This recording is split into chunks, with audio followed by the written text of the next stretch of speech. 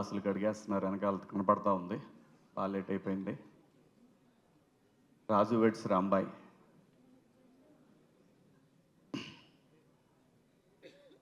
డెఫినెట్గా ఈ సినిమా ప్రతి ఒక్కళ్ళని ఆలోచింపజేస్తుందని బలంగా నమ్ముతున్నానండి. రియల్ కథలు రియలిస్టిక్గా తీసి డెఫినెట్గా ఒక ఛాలెంజింగ్ అండి. ఈటీవీ చేస్తున్నది ఒక ఛాలెంజింగ్ అయ్యి కదా. ఇవాళ జనరేషన్లో పల్లెటూర్లలో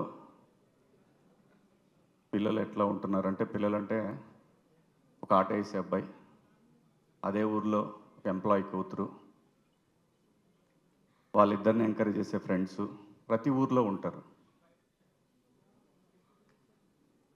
చాలా బలంగా చెప్పారు. బలంగా, ఎంత బలంగా అంటే కొంతమందికి డౌట్లు ఉన్నాయి, ఎట్లుంటుంది ఎట్లుంటుంది. కథని నమ్మి నిజాయితీగా తీస్తే ఏ సినిమా కూడా మోసం చెయ్యదు. ఒక్కోసారి సినిమాలను ఏమంటారంటే, ఓకే పర్లేదు చూడొచ్చులే, క్లైమాక్స్ కొంచెం బాగుంటే. ఇవన్నీ సినిమాల గురించి మన ఎజంప్షన్స్ మాత్రమే. ఆడియన్స్కి తెలిసిన సినిమా వేరే ఉంటుంది, మనం చూసే సినిమా కాదు. అంత రియాలిటీకి దగ్గరగా వచ్చేసారు ఆడియన్స్. కాబట్టే ఇలాంటి కథలు మలయాళంలో చేస్తే 365 రోజులు ఆడతాయి. ఇప్పుడిప్పుడే తెలుగులో కూడా ఆడటం మొదలుపెట్టినాయని బలంగా నమ్ముతున్నాను నేను. ఈ సినిమా ఖచ్చితంగా అంతే బలంగా ఆడటానికి 100% స్కోప్ ఉంది. ఎక్కడా కూడా సాడ్ ఎండింగ్ లేదు సినిమా. కానీ రూరల్లో మనుషులు వాళ్ళ ఆలోచనలకి దగ్గరగా తీసుకువెళ్ళాడు, మరీ రియల్గా తీశాడు. చాలా గట్స్ ఉండాలి ఇలాంటి కథని తెరకెక్కించాలంటే, చాలా గట్స్ ఉండాలి. ఈ కథని ఒప్పుకోవడానికి ఆర్టిస్టులకి గట్స్ ఉండాలి.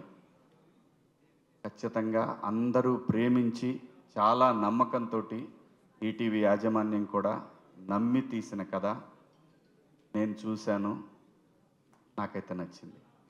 నిజాన్ని చెప్పటానికి, నిర్భయంగా నిజాన్ని చెప్పటానికి కొంచెం సేపు తటపాయించవచ్చు, కానీ నిజమైతే ఇది నిజమైన యథార్థమైనటువంటి ఒక కథ. ప్రేమ కథలు ఎన్నిసార్లు మనం ఆ మధ్య మొన్నొక్క కథ చూసాం, మన విజయ్ సేతుపతి ఫాదర్గా చేసిన సినిమా. ఆ కథ ప్రివ్యూ చూసిన వాళ్ళు ఎవరైనా సరే ఏంటి అనుకుంటారు, ఎందుకంటే మనం సినిమాల్లో పండిపోయాం. అది అలా కాకుండా ఇలా ఉంటే బాగుంటుంది, అలా ఉంటే బాగుంటుంది. ఆడియన్కి నచ్చింది, బలంగా నమ్ముతున్నాయి ఇది కూడా ఆడియన్స్కి నచ్చిద్ది అని. మళ్ళీ మళ్ళీ దానికి దీనికి సంబంధం ఉందనుకోకండి దయచేసి. ఆ మీమ్స్ ఏం వేయకండి, అలాంటిదేం లేదు దీంట్లో, అలాంటిదేం లేదు. కానీ ఆలోచింపజేసే విధంగా ఉంటుంది. కామెడీ ఉంది, మంచి పాటలు ఉన్నాయి, సురేష్ బొబ్బిలి గారి పాటలు, రూటెడ్ సాంగ్స్, మంచి మెలోడీ సాంగ్స్ ఉన్నాయి. ఇద్దరు బాగా చేశారు, హీరో హీరోయిన్ ఇద్దరు బాగా చేశారు. చైతన్య గారు కూడా చాలా బాగా చేశారు. మా బావ ఒక సీన్ చాలా బాగా చేశాడు, అది రిలీజ్ అయిన తర్వాత చెప్తా, మీకే తెలుస్తుంది మా బావ చేసిన సీన్ కూడా. అనితా చౌదరి గారు అయితే అసలు ఎరగొట్టేశారు, ఇద్దరు వైఫ్ అండ్ హస్బెండ్ వాళ్ళిద్దరు. అమ్మ మీరు హీరోయిన్ మదర్గా చేశారు కదా, చాలా బాగా చేశారు. మార్తాండ కూడా బాగా చేశాడు.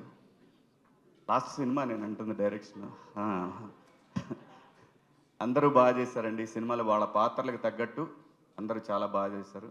మిట్టపల్లి సురేందర్ గారు నా ఫేవరెట్ రైటర్.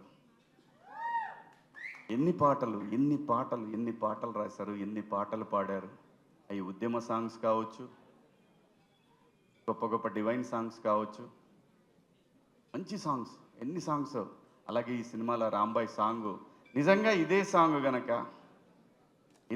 గనక ఇంకా పెద్ద హీరోకైతే ఎక్కడ పోయేదో, మిలియన్స్. ఇప్పుడు కూడా దానికేం తీసిపోయే విధంగా కాదు, ఈటీవీకి ఒక బ్రాండ్ ఉంది కాబట్టి ఆ బ్రాండ్కి తగ్గట్టు ఖచ్చితంగా ఈ సాంగ్ చాలా రీచ్ అయింది. మనం కోర్టులో సాంగ్ చూసాం కదా, దానిలాగానే ఈ సాంగ్ కూడా బాగా వెళ్తూ ఉంది. డెఫినెట్గా ఎల్లుండి ఖచ్చితంగా చాలా పెద్ద సినిమా అయిద్దని బలంగా నమ్ముతున్నాను. తప్పకుండా చూడండి. మంచి లవ్ స్టోరీ ఇది. ఇలాంటి సినిమాలు నిజమైన మట్టి కథలు ముందు ముందు మనందరం చూడాలి అని అనుకుంటే మాత్రం ఇలాంటి సినిమాలను ఎంకరేజ్ చేయండి, నిజమైన ప్రేమను బతికించండి.